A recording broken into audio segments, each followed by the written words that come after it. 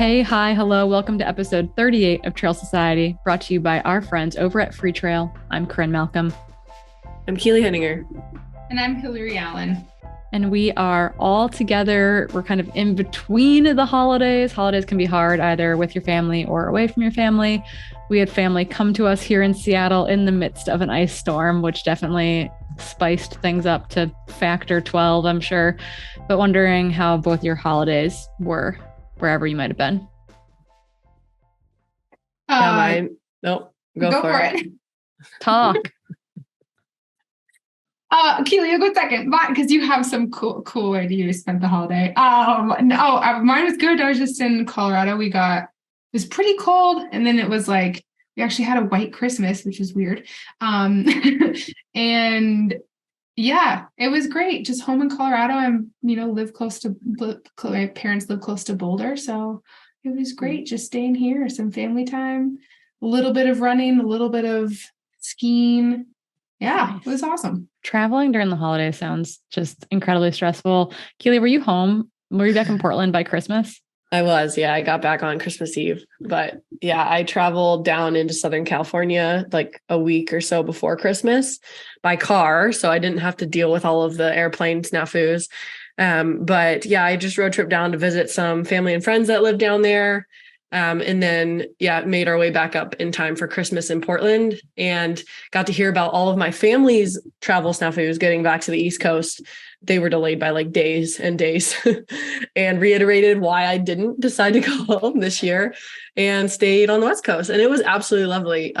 Southern California in December is a breath of fresh air. They were complaining about it being cold, but it was 67 degrees and I was loving it. I was running a sports bra. Like it's been 30s in Portland. So it was a great little trip. Yeah. And you just casually set an FKT or a fastest known time while you were down there. Can you tell us a little bit about it? Yeah, sure. Well, as I was planning my trip down, my friend Rachel Drake, actually has the unsupported FKT at Joshua Tree, was like, why don't you run the Josh Tree FKT while you're down there? And I was like, oh, that's a decent idea. I had been trying to think of, a race or something to do before Black Canyon that was similar vibe. And Joshua Tree is a very deserty FKT. It's 38-mile traverse of the park. And the time was held by a very stout female, Claire Gallagher, who ran it as prep for her Western States in 2019 in a very hot time of day. And so it seemed like a fun FKT to go after, a little challenge to do while I was down there. And it was awesome. I very last minute decided to do it because going into the FKT, I had this cough that is now manifested into something way worse than a cough. That I didn't know if I should do it. But the day before, me and my friend Heidi decided to trek over there and just, give it a go. And basically my mindset was like, okay, maybe I'll just run 15 miles or maybe I'll run 20, maybe I'll run 30 and maybe I'll run the whole thing. It was a good test of resilience because I last minute put together a crew of Heidi and this other girl that randomly reached out and said she'd help. She was lovely, named Ray. They were going to meet me at mile 20. Heidi, who had all my water, was not at mile 20 and Ray was there, but she had like a 10-ounce water bottle with her. Oh, no. And so I took about half of her water and ran with her for like 3 miles. But unfortunately, she'd been coming off of sickness, so she dropped back. So then I ran to mile 30 where Heidi was supposed to be and she wasn't there either. So I called her 3 times, was like looking around, couldn't find her. Was basically debating if I should throw in the towel or keep going because I still had 8 miles in the desert and I didn't have any water. I packed for 20 miles. But then I found this lady who directed me to like these jugs of water that they put out for through hikers and was like, here, I'll fill one of your bottles with this. So I got, like 16 more ounces of water and knew I had one sleeve of Gucci shoes I'd been, really saving just in case this happened in the back of my pack. And just set out because, at that point they're pretty fast miles. So it was less than an hour left. So I figured I could get to the finish, but, going through the finish, I still was thinking like, oh, maybe I'll have to hitchhike home. Like, I don't know where my crew is. There's no service there, but the only goal of the day was to like run true to myself and have fun. And I'd say like I 100% accomplished that. I think by going in with no pressure and then continuing to have no pressure on myself when things went wrong made it a lot more easy to keep going. Because if I would have expended like a lot of extra energy on the stress around not finding my crew, I think I would have been kind of a goner out there. But I think because I was conserving energy, staying really positive and just running true to myself and not pushing too hard, you were like Instagramming while you went along. Like the videos were kind of hilarious. You're like, no crew, just gonna keep running. So I think, man, like just like talking about like practicing resiliency and practicing not getting flustered, because it is so easy to get flustered in a situation like that. Being like, well, my crew's not here.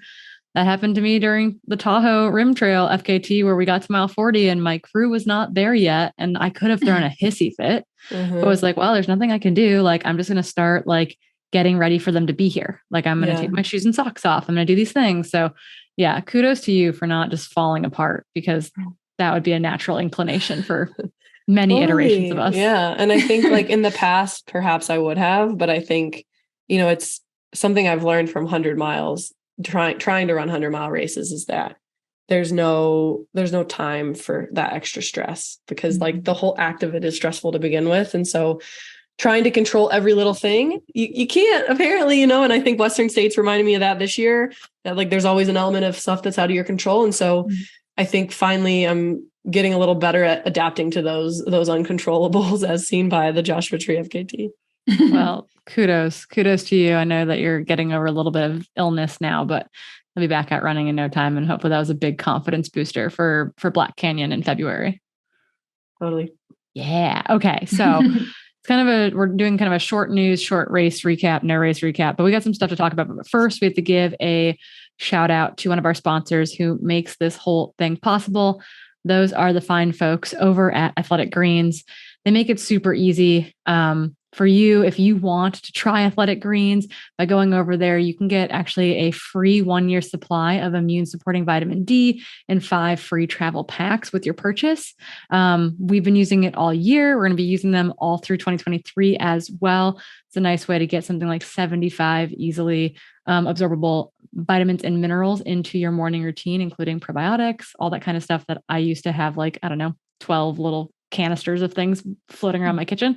So very, very convenient. To make a purchase, you're going to go over to athleticgreens.com/trail society. Again, that's athleticgreens.com/trail society. By doing so, you help support us here on the podcast. And not only does your first purchase help us, but every returning purchase you make also helps us as well. So again, use that link, athleticgreens.com/trail society, and get your free 1-year supply of immune supporting vitamin D and 5 free travel packs today.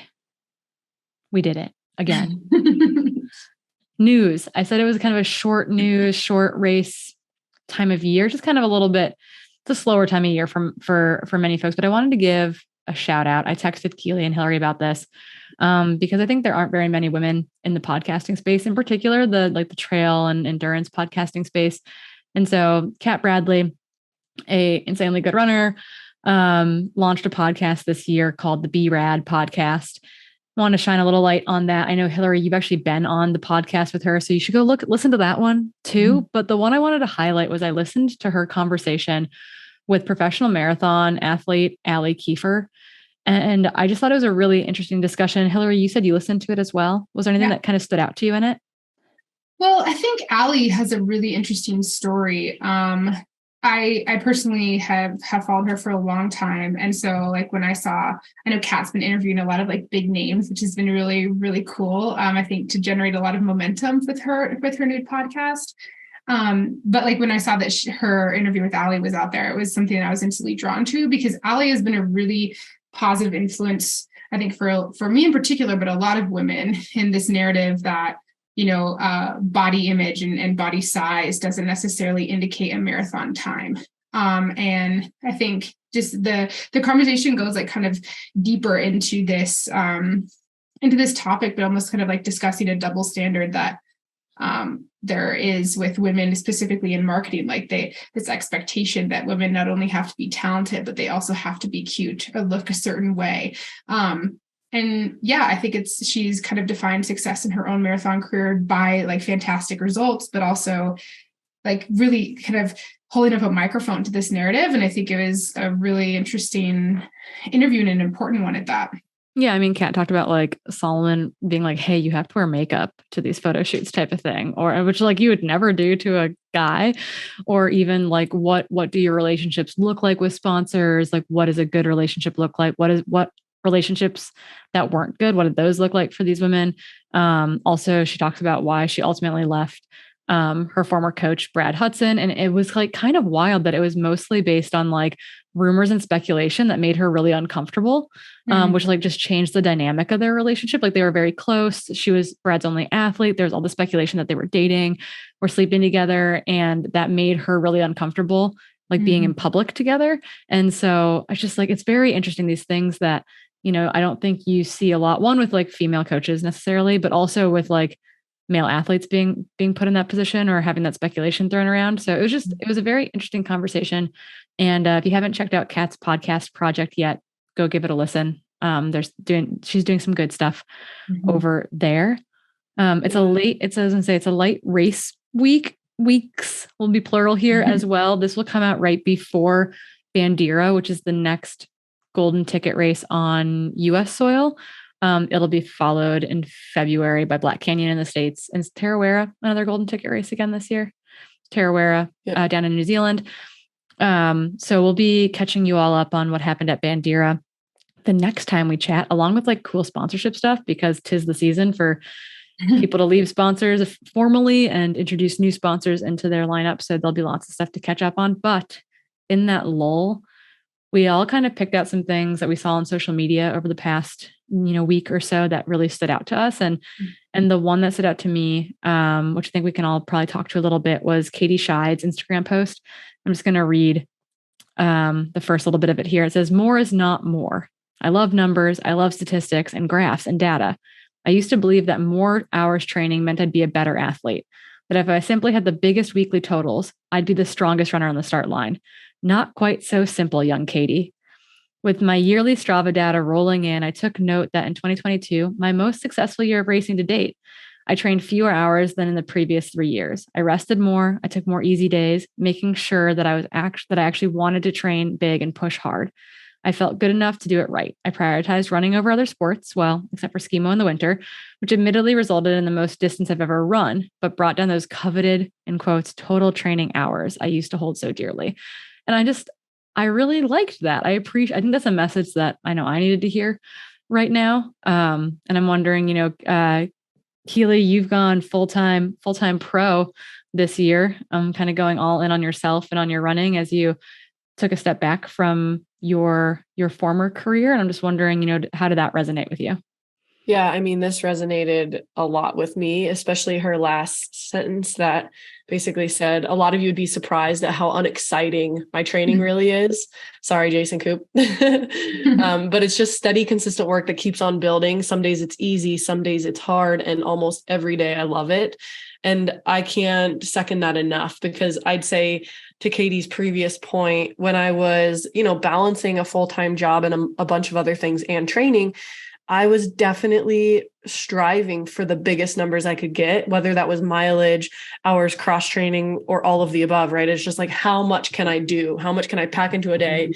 And as I've gone more full time, I have more time, but it's not being filled with extra training. I'm definitely training less than I was in the past, but it's a lot more purposeful, to Katie's point, where it's like a lot more running focus, because that's what I'm training for, and not as much junk miles. And a lot of the runs have really, really strict purposes. And like that in itself is really nice. And I'd say having those extra rest days allow me to actually almost every day love it, right? Because before it was like, I feel like I loved it 10% of the time. That's not a very good ratio, but it's because my body was torched.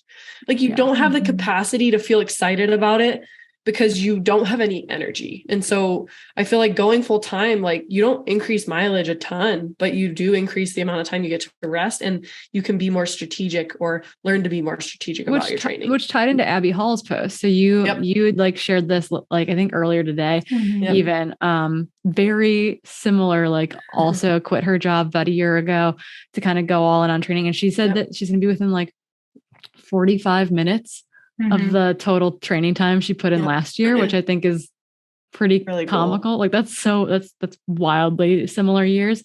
But once again, like her quality of racing took a big step up this year. And it wasn't the training that needed to be changed. It was like the everything that goes into training. Yeah, totally. Because training is really just your body's ability to adapt to the training. And if you're never having time to rest and let your body adapt, then the training is useless. Yeah. Right. I think it's that, but I also just think it's like this point of like what Katie said too, like consistent work over time. This doesn't happen overnight. Like Abby she just didn't start running, neither did Katie. Like they've been doing this for, years. For years. And I think it's that, yeah, sure. Now they have a lot more time to devote to like I like to think the auxiliary things that help out with training and recovery, which I think it can be this big trap that people fall into, like, oh, I need to quit my job and just go all in on running and like train 50 hours a week. Like, absolutely not. I think that's like that is not exactly, that's not what you need to do. But it's like their training hasn't changed that much with numbers, but like they have been putting in this consistent work, this not so sexy type of training or complicated, right? But it's just the consistent work over time. And I think it's a really good message to put out there. And then I think the other really interesting social media thing that we saw that was really important this week was Hillary, you brought it to our attention. I actually hadn't seen it. I had missed it entirely. From the young Spanish athlete, Sarah Alonso. And I'm wondering if you can kind of maybe read that first part of her post and then maybe summarize kind of the back part of it. Yeah. And so I've been following Sarah for a long time. She has had an incredible year, couple years with Solomon, actually, at this Golden Trail series. So basically she's a shorter distance runner, trail runner, an absolute beast on the downhills. But basically what was really cool about this post is it's kind of we're continuing to call attention to this narrative around periods and fueling. And so this is roughly translated. She's Spanish. So basically I'll just read the first part of her post. Said, years ago, I started running, and until now, I have never been injured. And she posted basically a picture with her and a helmet. And she says, today has come.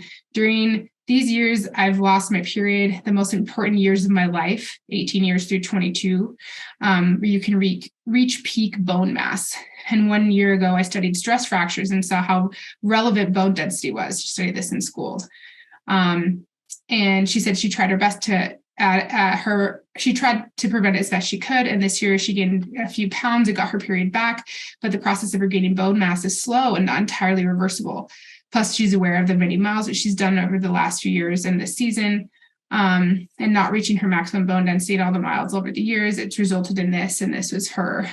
Basically, she found a stress fracture in her pubis, kind of the same area, Corrine, that you had yours. I think it was really brave of her to post about this, and I kind of have a lot of self-awareness that, okay, well, maybe this is kind of related to her history with not having a period and training a lot. And probably not being able to eat enough to meet those training demands, right? As like a young active individual, it's not even intentional, right? It's just like you're training a lot. It's hard to actually get in adequate nutrition.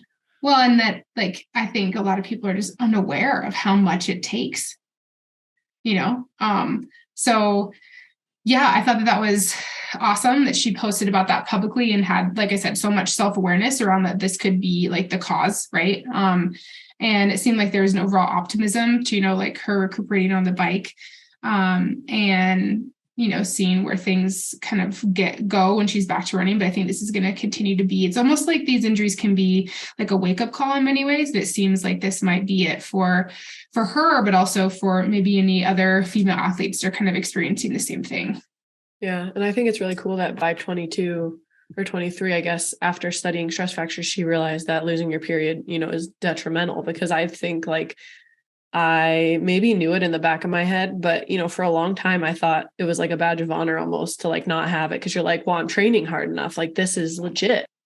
And like, I'm glad that this kind of story continues to come out and starts to hopefully change the narrative for even younger athletes so that eventually this isn't a narrative at all, right? Like they don't even have to have lost their period for the 18 to 22 years of their life. They don't lose it ever. That would be my dream. Yeah, definitely a dream scenario there. And I think we're getting there just by like changing changing the fear of talking about periods, making it really acceptable, making like having that presence, because I think a lot of people for the longest time didn't want to talk about it. That it seemed like a very taboo topic. And so, Totally. I think we were all just like very impressed that Sarah was like, yeah, this is my bad. Like I'm going to have to like earn my body's respect back, essentially. And totally. I think there's a couple of things too that I want to say with it. Like she's right. It's not instant. Like these kinds of things take a couple years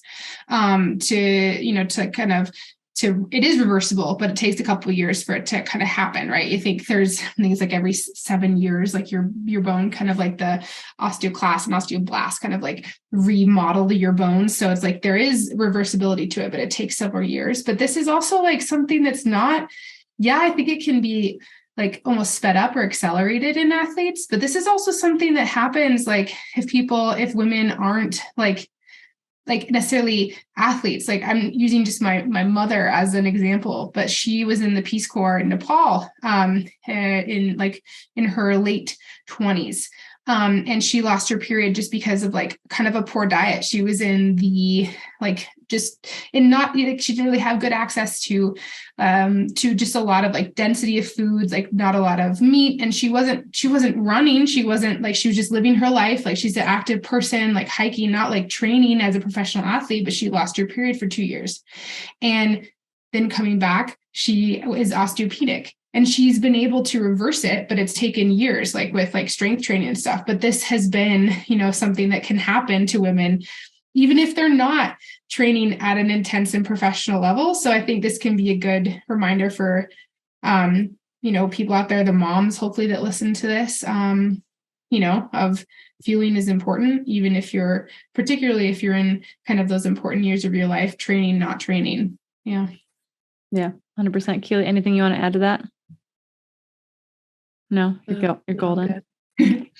But yeah, so we'll kind of keep an eye on Sarah through recovery, and hopefully those stress fractures that are in your pelvis and sacrum and like hips, like upper leg bones in general, can be kind of a tricky thing to skirt, just because you need a lot of stability there. So hopefully it is smooth sailing for her. Actually, what I just thought of is that this ties in so nicely with our interview with Lee that we're about to show the audience, because I feel like in that interview, we discussed how females still have so much untapped potential. Mm-hmm. And like thinking about this, where, if a lot of women are under the assumption that to be their best, they have to lose their cycle, or if they just think it's commonplace, like think about how that potential will increase if we start changing that narrative at a younger and younger age. And these women are allowed to go through puberty and allow their body development to develop in a natural way. Like the ceiling is so high. Yeah. Well, before we dive into Lee's interview, we have to give one more shout out. Another sponsor that's really important to take note of for us is The Feed. You all have been doing an exceptionally good job of heading over to thefeed.com/Trail Society and ordering all sorts of things. I had a waffle this morning before my run. If you would like to order waffles or collagen or recovery drink or whatever is, your fancy coffee. Keely's been a coffee fiend. I feel like ordering stuff from them. You can go over to thefeed.com/Trail Society, and there you get $15 in free credit to use in the store. So you all have been crushing it on the Feed front. Thank you. Thank you. Thank you. Anyone have anything else to add? No? Golden. I was going to say, if you forgot Christmas gifts, you could... you go over there and you get $15 worth of free stuff, and then you could send them a nice ultra running, trail running gift box. So that's actually incredibly thoughtful. Those belated Christmas gifts, they happen. Mm-hmm. I've got 2 that I still have to mail, so I'm doing great. Going to be they'll get there before the next holiday. It'll be okay. Mm-hmm. But so what we're going to dive into next is an interview with this athlete, this runner, this amazing human, Lee, New Zealand-based individual. I think we were all floored by the interview. We didn't want it to stop. We actually went overtime. It's long, but it's really, really good, you all. So Lee there, they work with trans youth. They identify as transmasculine. They use they, them pronouns. We learned so much from Lee. their work in New Zealand has predominantly been focused around groups and like advocacy programs that look to affirm and empower trans youth. And they've led by example, working in mentorship programs in this space.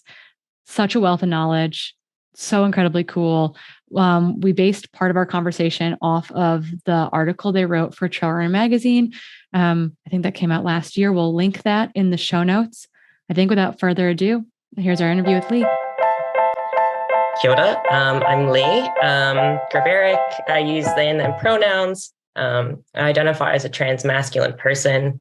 I'm an avid runner. I've been running since I was about 13. And yeah, at the moment, I'm living in New Zealand. Not at the moment, quite permanently living in New Zealand. But I'm originally from Connecticut. But yeah, I've been in New Zealand for about like 8 or 9 years now. But yeah, I'm super stoked to be able to talk to you all. Oh my gosh, we're so excited to have you. You kind of talked to this already, but you grew up stateside and now you consider New Zealand to be home. So when did you make that jump over to New Zealand, and how has it been living there versus in the States? Yeah, so I made the jump over when I was quite young. I moved over there when I was like 19 or 20. My partner's a Keely. We met working at a summer camp, which is kind of romantic and cute.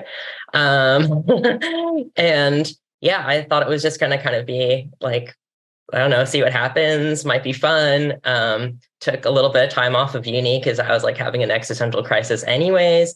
And lo and behold, 9 years later, I'm still there. I'm still with my partner, and I definitely consider it to be my home. Second home, other home. I don't know which words you want to use, but yeah, whenever I come back to the US, I think the big thing that always just really like blows my mind about the US, and I always forget, is just how big everything is. Like I just like cars are bigger, houses are bigger. Like I don't know what it means to like be an adult really, aside from like 4 years of, I did my undergrad in the US, but like so that's in a bubble, and I didn't really know what like being an adult was. And it's just, I just can't get my head around like finding, how do you find friends in America? It's so big. And how do like how do you like find jobs? Cause it's just infinite. And yeah, just really overwhelming. But little old New Zealand, there's about 5 million of us. It's pretty much the same population of Connecticut, but like we're bigger than California. So we're really spread out. But yeah, I just really appreciate how small New Zealand is, and just being able to connect with people a little bit easier. We say in New Zealand that it's like 2 degrees of separation. So like everyone knows everybody, which is quite reassuring. It's definitely hard to make friends in the United States. Like it's huge. And so there's a lot of people doing their own thing. Patience is the key. But you talk about the small community. How do you find the running community in New Zealand? Yeah, I think it's pretty awesome. Like, I feel like I really hit my stride, like in terms of like my running consistency and like finding community in New Zealand. And I think the big thing was that, yes, it's smaller. So there's quite a lot of like groups online of just like sharing like advice about trails. Like everyone like kind of does the same thing almost. Like we all like run in the same places. Like I live in Auckland or Tamaki Makaurau, and we all like have like the same places we go to. So it's not abnormal to like go for a run on the weekend and run into like 4 people that you know. Like that's just kind of typical. But I think the other part of that is like, I came more into like my trans and queer identity when I was in New Zealand. And I think that confidence boost helped me to kind of connect with people a little bit more. So yeah, there's that as well. And I live a little bit more urban. I grew up in quite a small town in Connecticut. So I didn't really have access to like running groups or like any of that kind of stuff. And in college, I just ran by myself because I was just like a nerd. And all I did was study. So yeah, I think it's just like great timing, but also New Zealand is just so conducive to it. I mean, the trails are infinite in New Zealand. And I think everyone's just kind of willing to like lend a hand or like share advice and just help each other out. The one time I've been in New Zealand, I definitely felt that sense of community as well, even though I was only there for 2 weeks. It's definitely an awesome, very unique place. Yeah. I was like this very vivid memory. I tried to see how fast I could run up Roy's Peak in Wanaka. Mm. And this was a couple summers ago. And there was like, I passed by at least 6 groups of people who were all cheering me on, like as if I was like running a race, and they were like just like screaming. They're like, "You got it." And I was like, this is so cool. Yeah. That is really special. Yeah. So you said that you kind of found your confidence going to New Zealand. Was that in part due to running and the running community there, or was that due to something else? I think kind of a few different like main factors, but I think in terms of like my I think because like my running and like my trends and my queer identity kind of, I don't know, go hand in hand. Of course they do. But like I think for me, I was at a point where I finally had the language to like articulate like who I was, and like the access to like the care I needed to like be the person I wanted to be, which kind of coincided with also that kind of confidence boost kind of pushed me to connect with other runners. Because before I was very solo. Like I had invites in high school to join the track team, but I was like, I don't feel like I want to be on the girls track team or the boys track team. And I kind of was just always a bit lost, and I kind of always placed that on myself. But like, I carried that with me until I had the access to like that language and the care I needed. And when I had that, I finally felt like I could run with other people and be like, this is who I am. And like, I know what I can contribute, and I know like who I want to be. And it, not just in my running, but also in myself. And really fortunately, I found a really great group of I found a running group, and it was just really awesome people. I had friends in New Zealand who ran as well that I would run with outside of the running group. And everyone was just like, Lee, like, you got this, like, enter some more races. Like you're going to be okay. Like, I think you have a chance at this. Or just like using the right pronouns and just trying to learn more, which was all really, I don't know, confidence boosting, performance enhancing. Yeah, totally. It's interesting how interconnected they are, you know, your identity outside of running and then how that translates to being as a runner. Yeah. Did you find that your running took a different trajectory as well in terms of performance? You just said performance enhancing, but did you find that as you became more comfortable with yourself, your running improved too? Yeah, for sure. I think I just, for a while, I kind of like for most of my running life, I kind of used running as more of a space to like not avoid things, but just take time to really process things and like feel more embodied in myself and like in my thoughts. And like, I think when, I had come into my identity a bit more, like, I finally saw running as like, wow, this is who I am and this is who I could be, like not only in life, but also in my running. I can't really describe kind of the relationship with that. It's kind of like, if you don't know who you are, like, how can you believe in yourself? Like it's a really hard thing to do. But I think, just also, I think at that time there was more, I can remember like trying to find like going online and like trying to find other just like athletes, just trying to like be out there and do things. And I think that gave me a boost to be like, you know what, you could actually really put some time and effort into this. And I think also I had the energy finally to kind of dedicate to that instead of just being anxious and like sad all the time about my gender identity in the world. I finally had energy to like put into something a little bit more productive with my running. Yeah. Did you find that the community was welcoming to you when you first came in and how you identified, or was that something that you didn't come out with right away? We talked to Riley Brady and they discussed, you know, how they didn't want to associate with their identity right away to the running community. And I wonder if it's the same for you. It's tricky because I feel like a lot of this happened so long ago for me, like going back to what I said about like being in high school, like I don't think anyone was being intentionally welcoming or unwelcoming when they were like, join the track team and here are your two options. Or like, I don't think anyone was being intentionally like anything when I would see like, I tried to do local races, like just short local races, but it felt so terrible to go into a race. And like at that time I was still identifying as female, and it didn't really, it felt bad, just like always. And like to run in that and to see my results in that category just felt so depressing and terrible that I'm like, I don't want to keep doing this. I don't see myself in this, but at the same time, I didn't see myself in like a male category either. Most of that was in terms of fear. Like I didn't want to upset cis men who were like taking this super seriously. And like, I mean, I'm not out there being like, I mean, I could have, and maybe I regret doing that, but being like, I'm a trans masculine runner, and I'm running in the male category. I could have done that, but I didn't. And I think that speaks to the fact that, I was just worried. I didn't want people trying to deny me or like be physical on like the trail with me. I didn't like, I've had, and I've just been through like other like weird things, well, not weird, but just like things where just like in runs, like just on training runs around, I've had people like shout really awful things at me from cars, like really like homophobic things from cars. I've had someone like throw beer cans at me from a car before.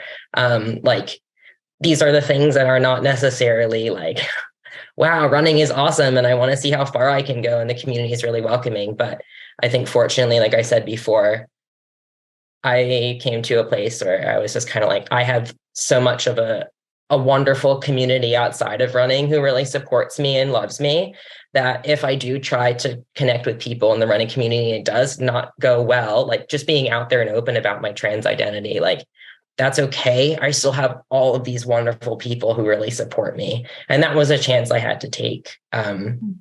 Unfortunately, it worked out because I found some really great people who support me in the running community. So, community is so key. Did you find that community was necessary for you to feel comfortable coming out as transmasculine person? And when did you feel comfortable doing that in terms of like a timeline? That's a really beautiful question. I think community was essential in terms of coming out or just kind of evolving into myself, maybe. I think the more people I was surrounded, I mean, full disclosure, sounds kind of sad, but I've never run with another trans person before. I've never been on the run with a non-binary person before.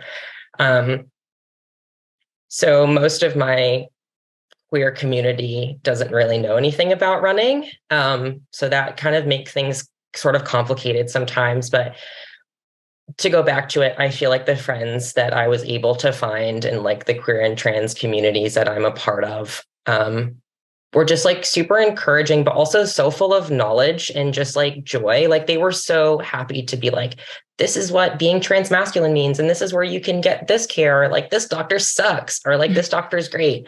And like, that was super helpful. And like, they try to get running stuff, but they're trying and they're great for that. It's critical. And I think like, I don't think you can ever, no matter if you're trans or cisgender or non-binary, whatever like you identify in terms of gender, like, or just in life, I think it's really hard to understand yourself without being with other people. I think that's kind of a part of a human condition, is like, you don't really understand yourself until you surround yourself with other people, especially, and hopefully they're people who really care about you. Yeah. Absolutely. Yeah. Can Then I ask a question about, because I'm curious about, I can relate so much, as like confidence, I think goes a huge way of just like encouraging your own expression of self-identity, and just, it's like a snowball, like that gets out of control, I think. And I hear that in your story. I'm also curious about, and maybe if you haven't spent as much time here in the US, but do you notice a palpable difference in like the community and like your acceptance in your journey of like, you know, coming out and being more honest about like who you are as a person versus here in the United States? I know that might be so tough to answer just because the micro communities in the United States and it's so huge, but yeah, I'm curious if you notice a difference. Yeah, I mean, just taking my small like corners of the earth that I know well and have lived in. I think the biggest difference I can kind of see and feel between stateside and New Zealand in terms of like confidence and acceptance and support is, I mean, I lived here permanently until I was 19, and most of that time until I went to college. I live in a smaller town. It was like I'm 28. So like 2000 to like 2012, those 12 years were spent in schools where I didn't know anybody who was queer. Like the people around me didn't talk about being trans, but I also think that was a sign of that was just where the world was at that point. And I did find an incredible community. When I was in college, I went to Hampshire College in Amherst, Massachusetts, like Western Massachusetts, like the hotbed of like queer and transness. And that was like incredible and very uplifting and supportive. And I think it finally gave me a little bit of like the people I met and kind of gave me the real foundation to be like, oh, I have questions about my gender. Like it was just really that at that time. And like, there are things out there I can access or like people I can talk to or like connect with to help me understand that. And yeah, in New Zealand, I think kind of going back to the community thing, I think just by the fact of it being smaller, I think it's a little bit easier. And I moved to I moved to a city. Auckland's the biggest city I've ever lived in. So to me, it felt like I was living in New York City because I was just like, wow, there's like centers where like queer and trans people go to. And there's like rainbow flags like hanging everywhere. And I don't necessarily know if it's New Zealand or more of just kind of like the environment I'm in. I would say though, as a whole, I feel like New Zealand,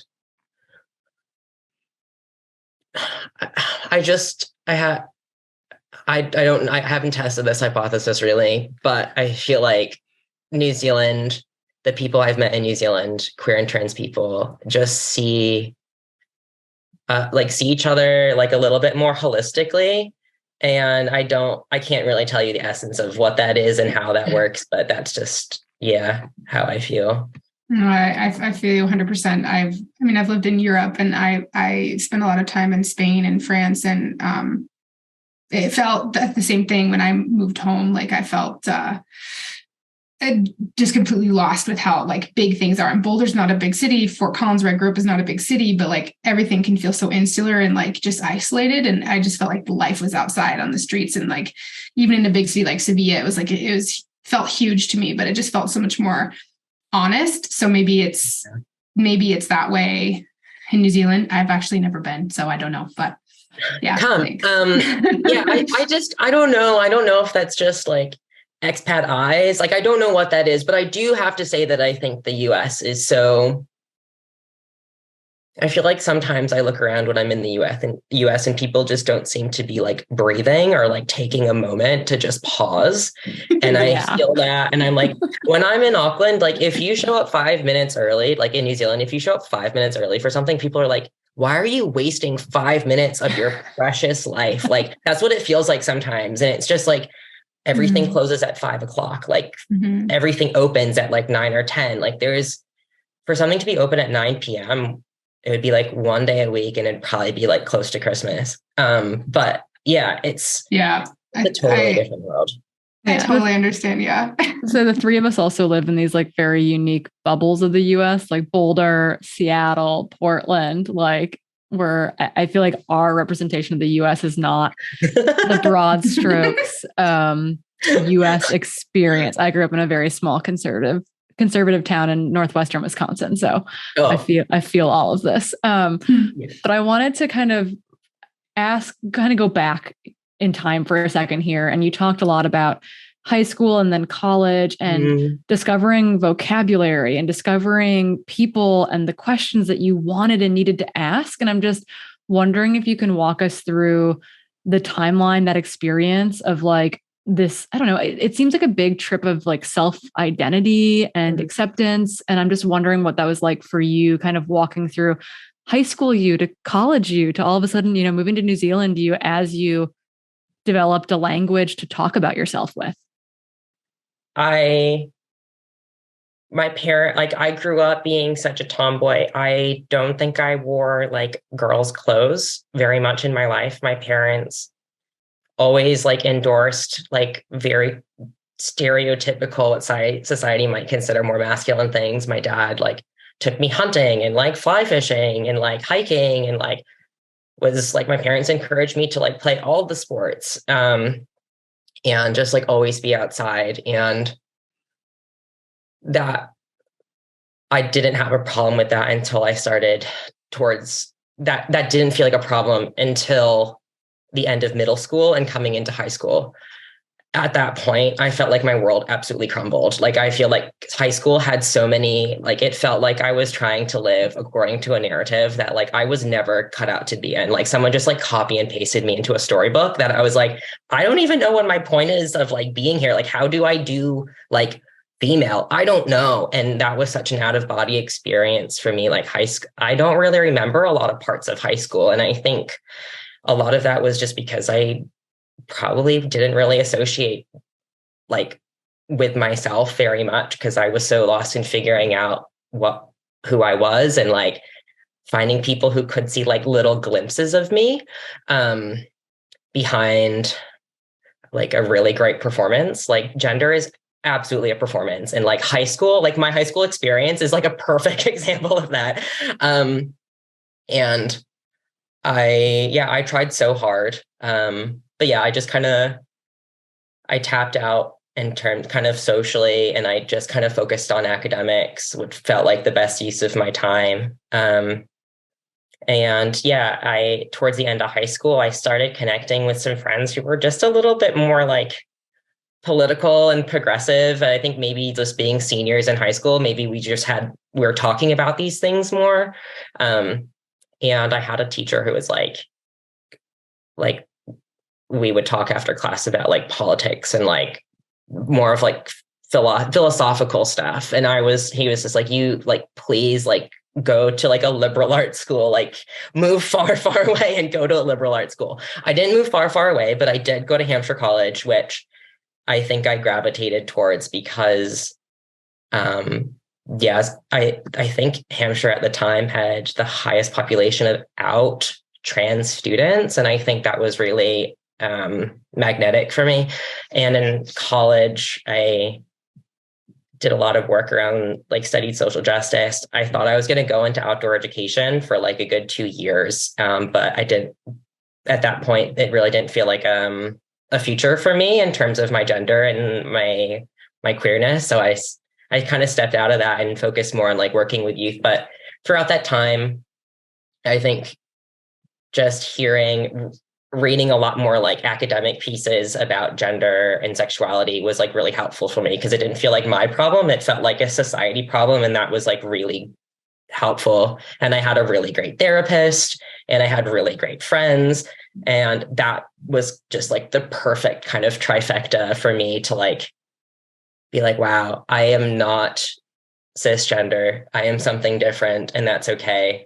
And also during that time, I met my partner, and she was like incredibly supportive, and like still is incredibly supportive, and like just saw probably the truest me. And I think that gave me the confidence to be like, okay, this is real. Like, I can be who I want to be in the world. And then moving to New Zealand, I guess the best thing I can really describe it, it's like, you probably could all relate living in different places. But I think when you move somewhere, you don't have a history to kind of ground you. And sometimes that's really great, because you can kind of not reinvent yourself, but just maybe push boundaries a little bit, like your own kind of boundaries, or just like a little bit, like safely, and explore a little bit more who you are and like the type of people you want to relate to. And I think, yeah, that move was super helpful for that. Yeah. And Lee, I think that you've really helped others in the community since your own journey by, working with Rainbow Youth and Patha. And so would you mind discussing, your work with those groups and kind of what you're doing now? Yeah. So when I moved to New Zealand, I immediately wanted to kind of explore this whole world of like supporting other people, because I had just so much support myself. And I'm like, what a privilege, like to be at this place where I can give back like this. So it started kind of as a placement for my undergrad, but it developed into a job with Rainbow Youth. At Rainbow Youth, I was a transgender peer support worker, which was pretty incredible. It was the first time the government had slotted money specifically for transgender peer support. And my job was to work one-on-one with young people under the age of 27, and sometimes their parents or whoever they kind of invited in as their family, to explore gender, to give them resources, to kind of be that person of like, I haven't been exactly through your experience, but like I can at least identify with some of these feelings that you might be having, or like know kind of where to go with that more nuanced knowledge of also being a trans person. And then from there, I managed the support team at Rainbow Youth. So I managed the Auckland support team. So the provision of those types of support services. And alongside of that, I worked with Patha, which is the professional association for transgender health, Aotearoa. And Patha's job, it sits really uniquely in this position where it's made up of trans, queer, non-binary folks, and like cisgender people as well. But we're all professionals who are really dedicated to trying to better gender affirming healthcare in Aotearoa, New Zealand. And we do that through like upskilling, trying to upskill GPs, trying to advocate for policy changes within the government, also advocating for international policy, and also being a place where we can just connect and like share resources and information. And my job there was sat on the executive board, being secretary, which was such a cool opportunity. But yeah, right now I just finished up a job working on, we call it Rainbow in New Zealand, Rainbow homelessness resources. So I got contracted to help create some resources around how to make homeless housing services better for homeless Rainbow people. And I'm in this kind of transition period where I'm now about to start my master's in counseling in about 8 weeks. So yeah, just kind of tying things up. But yeah, super excited to start my counseling degree. Just so cool. Really want to, continue on that journey of helping people. That's really cool. Yeah. So because like I read obviously the Trail Runner article that you wrote about like the talking about fairness and like all of these things in sport, and reading some of this particularly like a study about how I think and I forget if it's non-binary and transgendered people, if they experience, I think it was both of those in that same research study, that they experience more problems, and like it was insane, like 80% or something of like maybe even more than that of just mental health. It was a very broad category, obviously, from I think it's like mood disorders, like from depression all the way to like self-harm. Just very like, it was startling, right? And I mean, I think you spoke about resources for people, and for you in particular, like how do trans people or non-binary people get like healthcare that they need? I mean, do you think that falls into the same category? Is this almost why you're getting into counseling as well? Yeah, absolutely. The what you're saying, Hillary, is all so interconnected. And I can't tell you how much trans and non-binary people are repeatedly let down by the systems as they are, whether that's healthcare, whether that's education, whether that's jobs, whether that's, I mean, whatever it is, just let down. And there are facets and people who are making it better. I have to acknowledge that it's getting better, but time and time again,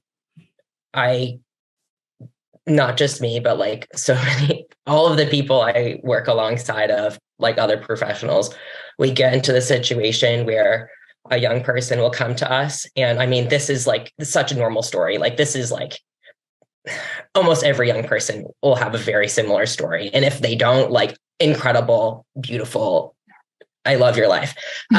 But it's always like I went to a professional and they had like a mental health professional or my doctor or my school counselor, and they had no idea what to do with me. Like I said, I was trans and I was non-binary, and it can go from something as kind of like innocuous as just kind of like, oh, we had a feeling, or like, oh, like that sounds hard, and kind of acknowledging it, but not really acknowledging it, or like being like, you can't tell anybody about, like, not you can't tell anybody about it, but just like, be careful, or like, be careful who you tell, be careful how you like look at school, like don't attract bullying. Or it can be like, just having no idea. Like I've had mental health professionals call me and be like, what do I do when someone's trans and they want to start hormones or get gender affirming surgery or just like meet other trans people? And I feel like this is just really basic at this point. And like 1 in 10, like Gen Zs are like identifying as trans, queer, non-binary. It's like, this is not something that's going away. It's only increasing. And if you're a mental health professional or like a health professional, this is something you need to know, because when professionals don't have the resources and knowledge about this, if you're already suffering from depression, anxiety, gender dysphoria, like all of these things, those mental health things that you mentioned before, Hillary, like that's only going to be compounded when an adult who you're supposed to trust and put confidence in is like, I don't know how to help you. Like how, like that's so. It's victim blaming. Like at the most like basic level, it's like you're blaming the victim there for, avoid bullying. Okay, cool. Oh, you're depressed. Well, that sounds like, it just, Keely wrote a note in our shared Google Doc that just says that that seems like the system is reinforcing that that you're other or not accepted or not acceptable. And that's so many of us. I mean, Keely, Hillary, and I sitting here, like we've had very little of that in our lives. And so I think it's really hard for a lot of people and people listening to this even to like fully understand that and like really put themselves in like the shoes of someone who is experiencing it. Yeah, I think it is it is a hard thing to relay. Like when your identity is a marginalized one, it's really hard to articulate just how all-encompassing or just like oppressive and just like just not very welcoming society can be sometimes. And it's not even things that, I mean, there just can be like little things. Like today, like I had to go to the bank and like I had to give them I had to give them an ID that like doesn't match how I look or like how I identify anymore. And like that wouldn't be someone's experience. But like, and I mean, to take this to running, like I'm scared. I'm so scared every time I like have to register for something. Like, great, we have more categories. Like, we can get to that later. But like, that still does not take away from the issue of me having to go up to someone and present an ID that does not like evidence who I am accurately. Like, this doesn't reflect who I am. And there's so much anxiety and fear in that. Like, there's times when I just don't want to do something sometimes and avoid them. Even though I'm like a very type A person and like want to do things, I'm just like, I just can't do it because I just don't have the spoons to really go into the bank and like have to like explain myself. Mm-hmm. Yeah. And again, we don't have that common experience. So it's very hard for us to conceptualize. But you kind of just transitioned for us. So let's go into running a little bit more. Thank you for that lovely transition. Wait, hold on. I'm just going to pause you. I'm just going to turn on the other light because it gets dark at 4:00. Crazy. It gets dark at like 9:00 in New Zealand. And I was so sad coming. Gosh. Oh, that sounds dreamy. I just came, from the Southern Hemisphere in South Africa. And oh my gosh, it was so hard to come back here. Coming back to winter was brutal. Yeah, it's been real brutal. That's why I just was in Southern Cal. Okay, so obviously we first heard of you from your article on Trail Runner Mag, where you kind of talked about the intersection of the LGBTQAI plus community and trans rights in the trail and ultra running space. Yep. And so we'd love for you to just give the audience a little bit of a background as to, what prompted that article. Yeah. So what prompted that article? I actually have a very vivid memory of like me getting like real amped up about it. I was at work, and this was when I was working at Rainbow Youth. And Rainbow Youth, it's for and by LGBTQ people. So all of my friends and my coworkers who I was talking to also were trans and non-binary folks. And it was kind of at the time where there's this period of time, like kind of just be like when the Olympics were kind of like coming to the news, and like it was just like a magnifying glass on this, and like everyone was talking about trans athletes, and we were just talking about the fear that so many cisgender people have about trans athletes participating, and the argument of like, that's not fair, specifically really talking about trans women, but this also happens to non-binary and transmasculine trans men as well. And we were just kind of scratching our heads because we were like, if only people knew just how hard it is to like literally even get to the point of like wanting to run as like a trans or non-binary person. Like, we are forgetting the entire like point up to that race that was incredibly difficult. Like for someone to be able to like afford running shoes, to have like the mental wellness to even be like, I can move my body today, to like have access to gender affirming care so they do feel like they have a body that they want to live in. Like all of these things have to happen. And I was just like, I have so many thoughts about this. I need to like write it. And yeah, I got in touch with Zoe about it, and Zoe's like, yeah, absolutely. And I think, because I just feel like it's such an integral part of the conversation that so often gets left out. Like we always focus on like the event, like, or like the race, or like the act of running itself. But like, let's not forget about all of the work it takes to get to that point.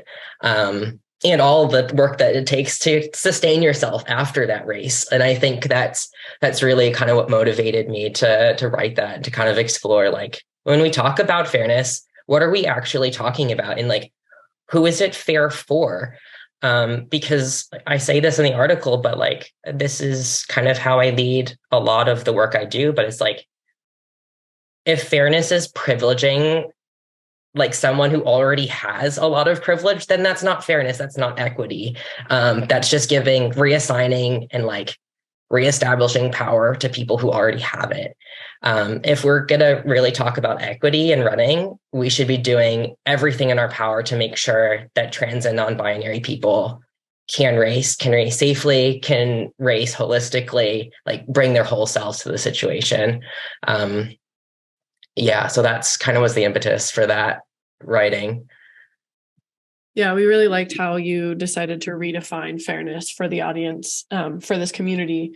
And some of the issues you talked about, I think, are really pertinent to athletes. So would you mind talking us through some of those issues that athletes face, like gender dysphoria and access to healthcare in relation to athletes and how that is pertaining to them? Yeah, there's a lot of things that I think, fortunately and unfortunately for trans athletes, running is a very like impact sport, and like your body takes a beating, and like you really have to like understand your body and be in your body to run well and to run healthfully. And I in terms of like how like gender dysphoria and like healthcare kind of wrap into that, it's we can kind of take this in two ways, but like a lot of trans and non-binary people might decide to access some type of like medical transitioning or just even social transitioning. And that can be sometimes really impossible, especially for medical transitioning, because it can cost a lot of money. It can be super hard to find, and all of that stuff will help their mental health. But if they don't have access to those things, like I can talk from my experience, like before those things, I didn't feel like I ran with a body or like had a body in the world. It was kind of like this amorphous type of thing that I kind of existed in, unfortunately. But with the tools, I feel like I run with a body now. And I think that's helped my performance, going back to what we were talking about earlier. And in terms of like mental wellness, like, I think it's really important that we like normalize mental health, like struggles, and like be able to talk about those things. But like, if we continue to go back to like trans and non-binary people are suffering from so much worse like mental health outcomes, and they're continuing this despite the fact that we know like gender affirming healthcare access helps, or like helping people change their like names and gender legally, and all of like supporting them. Like, if we don't do those things, then like how can you even feel like you can be in a place where you can get out the door? It's like the hierarchy of needs. If you can't even access your medical care safely from a competent professional, if you can't feel like like you're healthy in your body mentally and physically, running's completely out of the picture. And I think the other part of this that you can kind of take it in is like finding professionals within running, so like body professionals, coaches, who understand this as being like integral to your running, your identity is important in your running, and how hard it is to find professionals who can talk about these things safely, and not just safely, but also like encouragingly, and like in a celebrative way, and not so much like a hurdle that you have to like overcome, but something that you can embrace. I know for me, it took a long time to find that. And from what I hear from other runners, it's similar to other trans people, I should say. Yeah, it's tricky. Yeah. And so I think kind of just like I feel like we're circling the wagons on the same question a little bit here, but the idea of like the work that you do, the writing that you've done, the social justice work that you do in your day job. Yeah. I'm wondering how it seems like there's no separation between that and how it broadly translates to the sporting world. But I'm wondering if you like how you see those two things being interconnected. I think social justice for me, when it comes down to it, or like how I think about it, is just creating opportunities where people, especially people who have consistently been marginalized, and in terms of my work, that's going to be LGBTQ communities, they can show up holistically, and they can feel safe, and they can feel seen in what they do. And so they can show up as their best self. And I think that's the same with running. And that's how I see running. Like, in order to run as your best self, you need to be able to show up as your whole self, like safely. You need to have access to that safety, that support. And if you don't have it, then you're not going to reach your potential, whether that's just like being happy, or like that's just a performance goal. Like, I see them as kind of this as the same thing. And the other side of this is like, we always have to remind ourselves that sport in my mind, is a system. It's just as much of a system as it is as healthcare is, as education is. There's unwritten rules. There's powers assigned to people depending on who they are, what they do. Like, we operate by very similar rules that Western society operates by.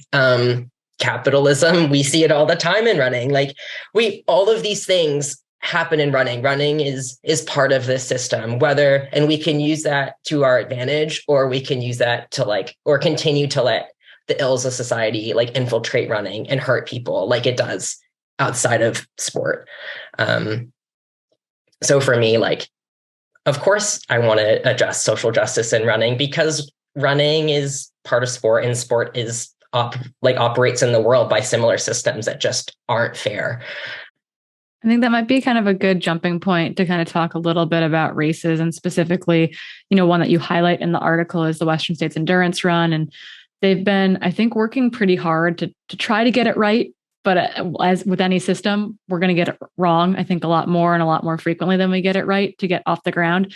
This year, they changed some of the wording to include non-binary registration, to try to, I think, amend part of that system. But I'm wondering, when you see races kind of put forward policies of this nature, kind of, what immediately pops to mind for you? And then how, in my mind, is that an additional barrier for individuals who might want to do this race at some point in time? Yeah, great question. And I think Western states, including this wording around non-binary athletes, incredible. They're taking the hint from wider discourse happening around this. And there's more and more about this, actual productive conversation. But when I see policies come forth like this, my first question is always, who did you consult in this process? And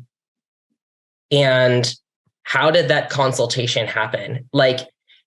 If you were only consulting with cis people, then you're going to get policies that are biased. Unfortunately, that's just how the world is and how opinions work, and will probably benefit, whether explicitly or implicitly, cis people. And not only that, but then I'm it would be really great if they could list that, at least some names on who they consulted. That would be cool. But I haven't seen that, which is really important. And I think the other thing that is a couple other things, but something else that usually jumps out at me is the wording of things still centralizes fairness in terms of how do we make this fair for cisgender runners? The question needs to be, how do we make this fair for trans runners? And I know, and people can be it's just the wording, but it's not just the wording, because the way the policies are written, let's just take Western states, it's still full of different steps in order to evidence someone, if someone is trans, and all of these steps, which are so arbitrary and is actually not what being trans or non-binary means, in order to be you must be on this much, you must be taking hormones for this long, or you have to identify in this category. That's, and I think the other one, the real dangerous thing, is consistently leaving, if you make a top spot, people have the ability to challenge or request evidence about your gender identity. And that is so harmful. And in my mind, it's just, again, going back to society, sports is part of society and sometimes the ills of society. We see this when people try to stop trans or non-binary people from using the bathroom and are prove that you're a woman or prove that you're a man.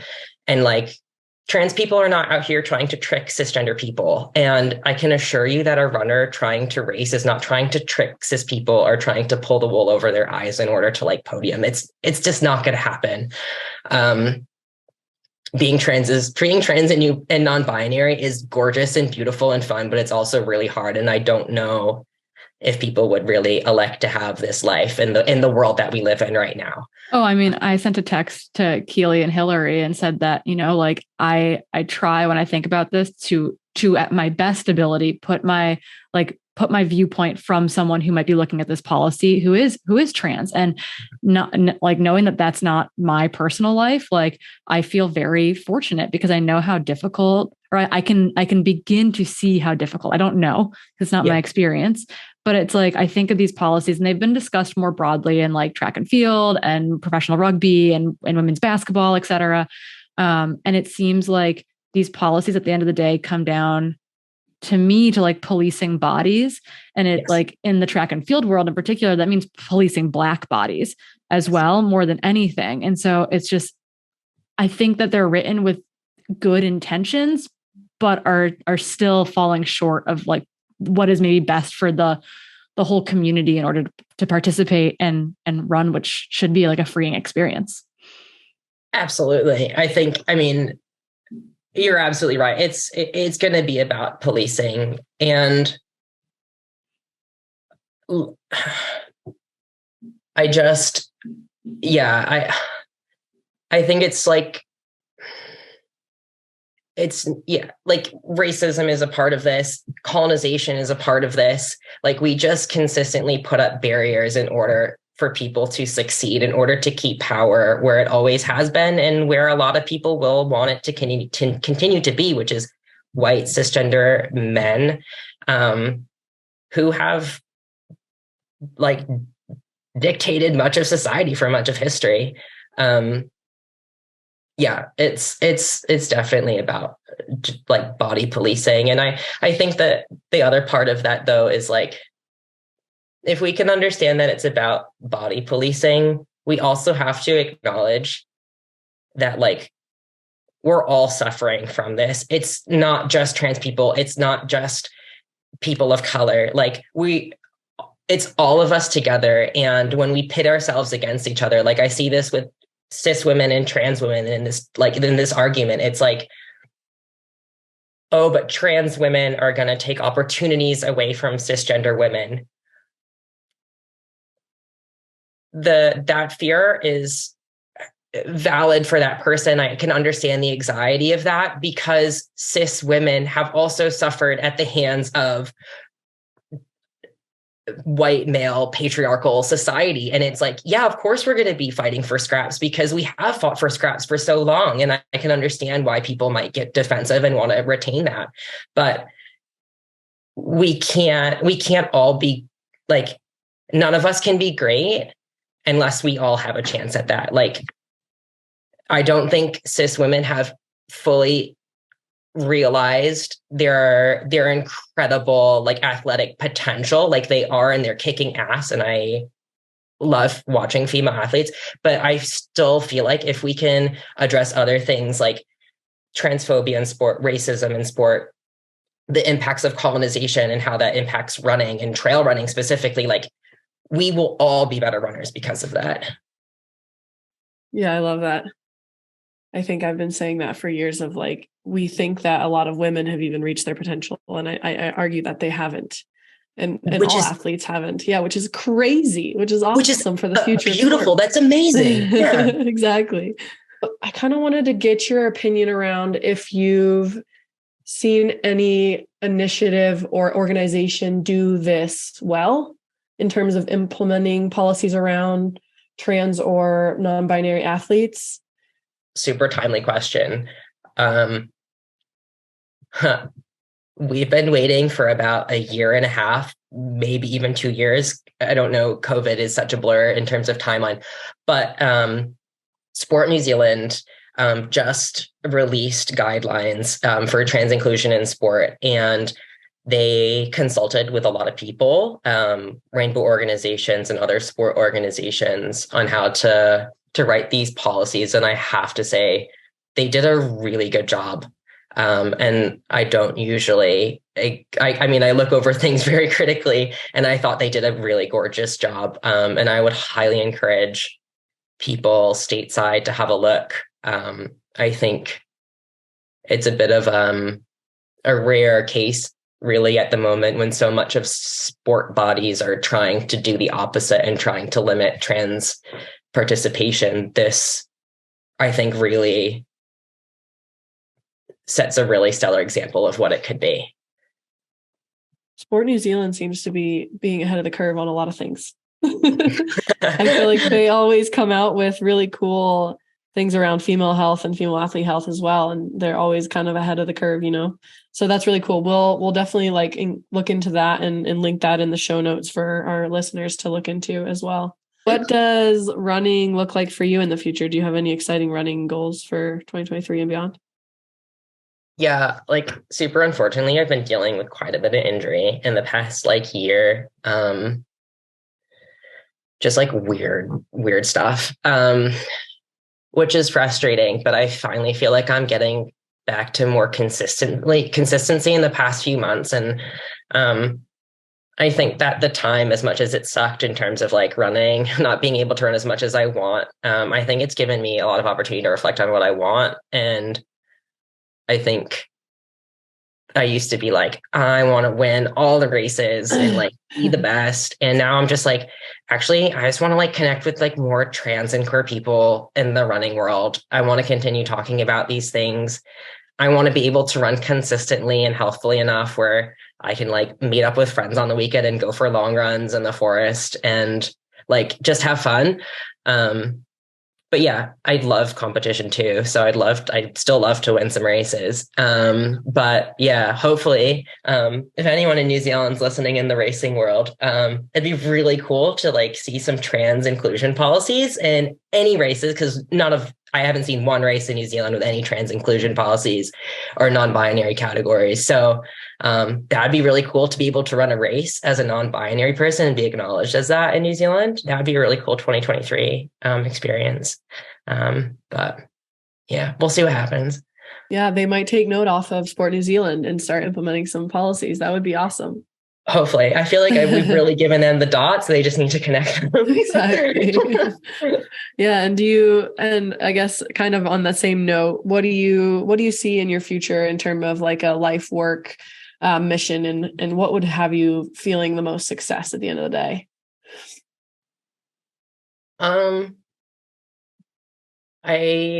I think it's just, I say this to a lot of young people, I think I just want to continue to be in these support positions and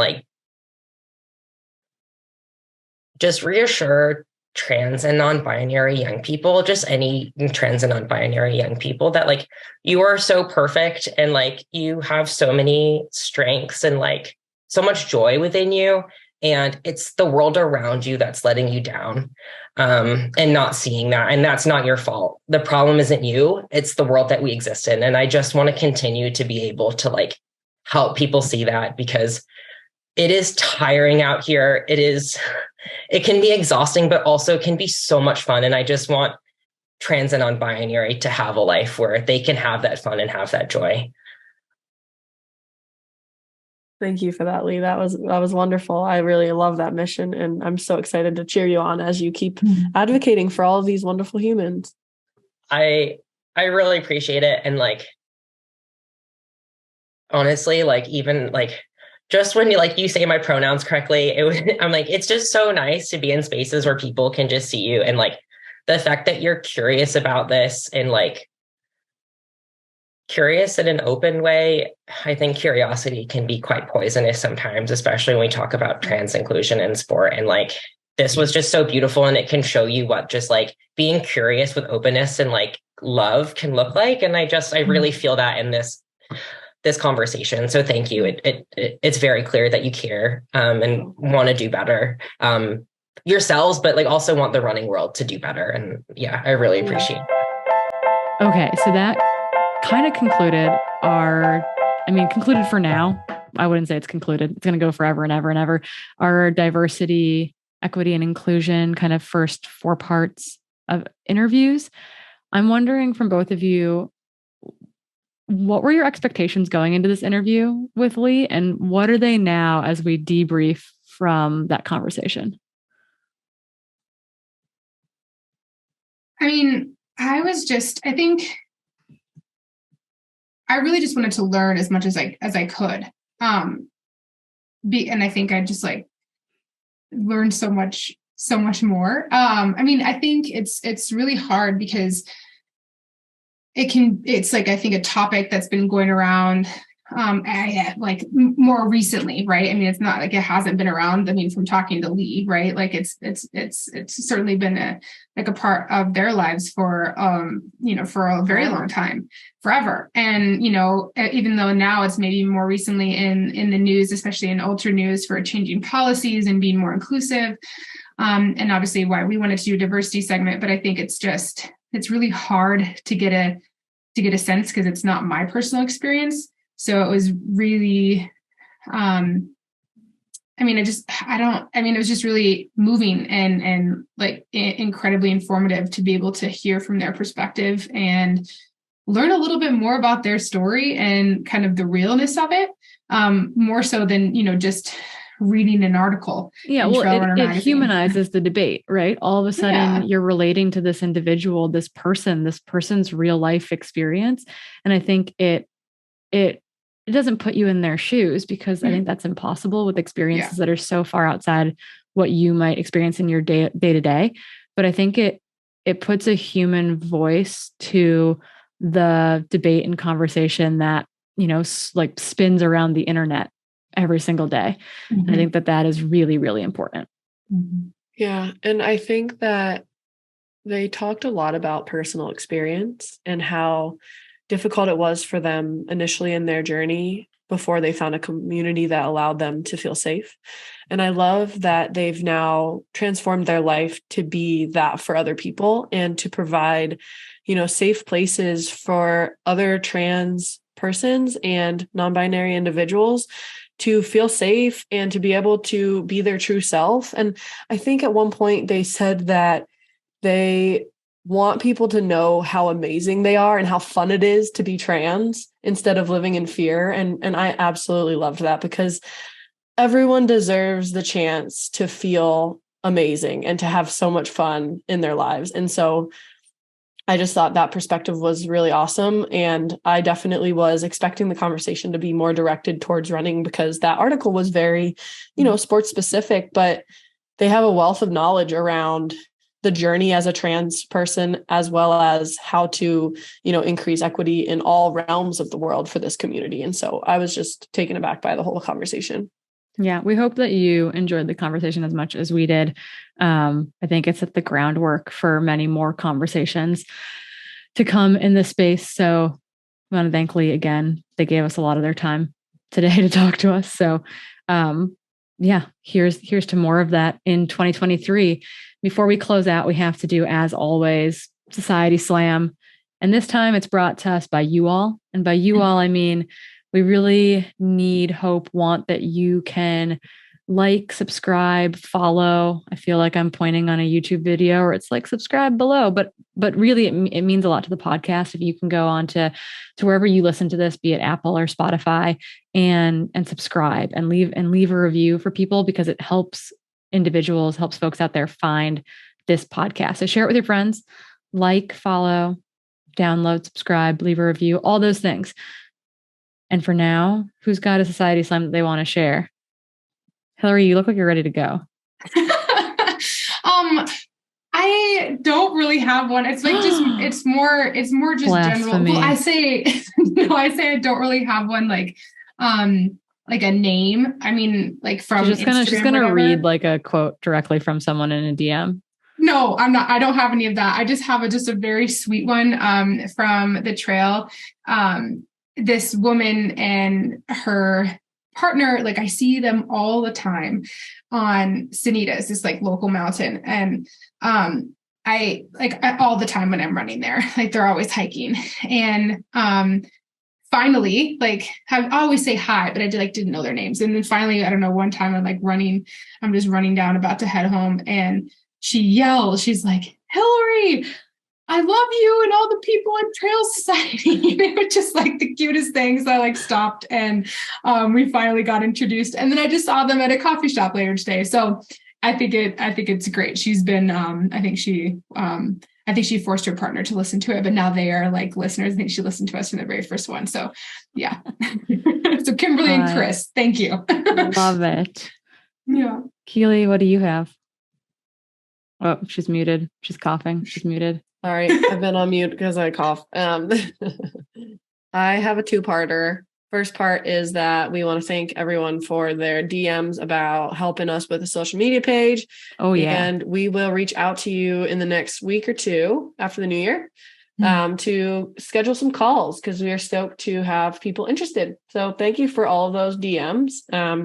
We are so excited for the future. And then my second one is that I was overwhelmed by how many people at the running event came up to me and said that they love the podcast as well, especially a couple people who were like in their young 20s, and they said they were sharing it with fellow athletes on their collegiate running team. So I love it. I feel like that's the kind of audience that I really love targeting because I think that's the narrative we can change, hopefully. But yeah, keep sending us the love. We love it, obviously. Yeah, it makes us feel good about ourselves. And that's really what we're here for. We're seeking your adoration. You know, just the usual thing. I need outside pats on the back.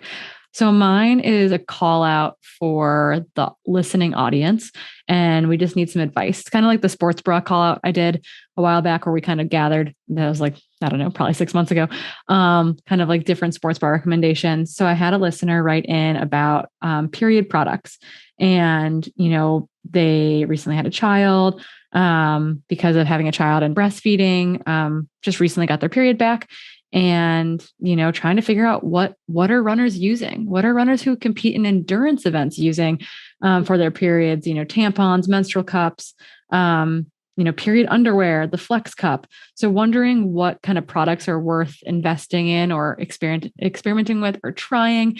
If you have something that you like, in particular, and I think if you like it in the context too of it being comfortable to run with for a long period of time, no pun intended, we'd love to hear from you on that. And then I will follow back up on on a future podcast episode with your recommendations, because I think this is super important and we should normalize that runners get periods and runners need period products. Oh man, I'm excited for this flood of our inboxes too. Yeah. So DMs, hit us up in the DMs, find us out there in the world. You can also email me at Corrine@freetrail.com. I'll take your emails as DMs as well. But I think that's it for us. Welcome to 2023, y'all. We are so excited to be going into a new year with you, bringing you hopefully some more interesting interviews as well as fun topics. And until next time, we'll see you out on the trail.